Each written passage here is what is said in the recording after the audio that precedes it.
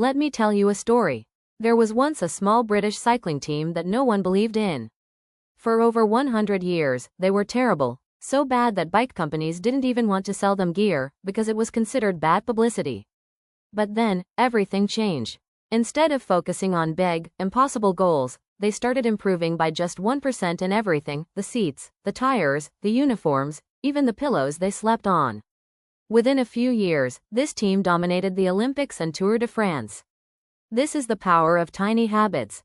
And that's exactly what James Clear teaches us in his book Atomic Habits, that small changes, if done consistently, lead to extraordinary results. Let's simplify his wisdom through powerful stories you'll never forget. Think about an airplane. If the pilot adjusts the nose just 3 degrees south, you won't even notice at takeoff. But after a few hours, instead of landing in New York, you'll end up in Washington, D.C. That's what happens with habits. A 1% improvement every day doesn't look big, but over a year, you'll be 37 times better. Like saving 100 rupees daily. It feels small, but in a year, it becomes 36,500 rupees, plus the habit of discipline, which is worth far more. So, don't underestimate tiny steps. They compound. Imagine two people trying to quit smoking. Both are offered a cigarette. The first one says, "No thanks, I'm trying to quit." The second says, "No thanks, I'm not a smoker." See the difference? The first still identifies as a smoker. The second has shifted identity. That's James Clear's golden lesson. Don't just chase goals. Become the kind of person who naturally achieves them. If you want to run, don't say, "I want to run a marathon." Say, "I am a runner." Your identity drives your behavior. Habits are built in 4 simple steps: cue, craving, response, reward.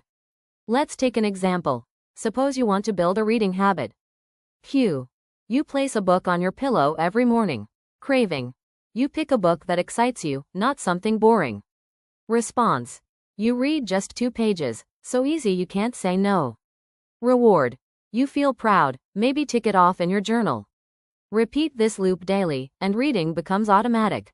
That's how habits stick, not by force, but by design. Think about this. In one hospital, they wanted people to drink more water. They didn't give speeches about health. They simply placed water bottles at eye level in the cafeteria. Guess what? Water sales shot up. That's the secret. Your environment matters more than your willpower. If you want to eat healthy, keep fruits visible on the table. If you want to stop wasting time, delete distracting apps from your phone.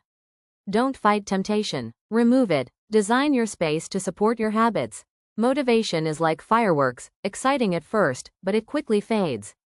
Systems are like the engine of a car. They keep moving, day after day. For example, if you want to get fit, don't just say, "I'll work out when I feel motivated."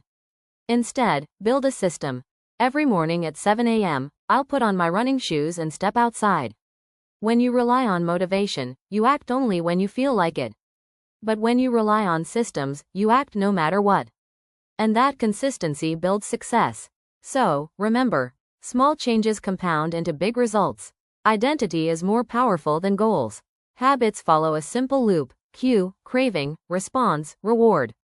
Your environment shapes your behavior.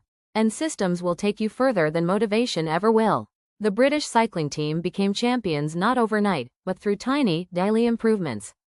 And you can too. The question is, what's your first 1% improvement? Comment below, and let's start building success, one small habit at a time. If you enjoy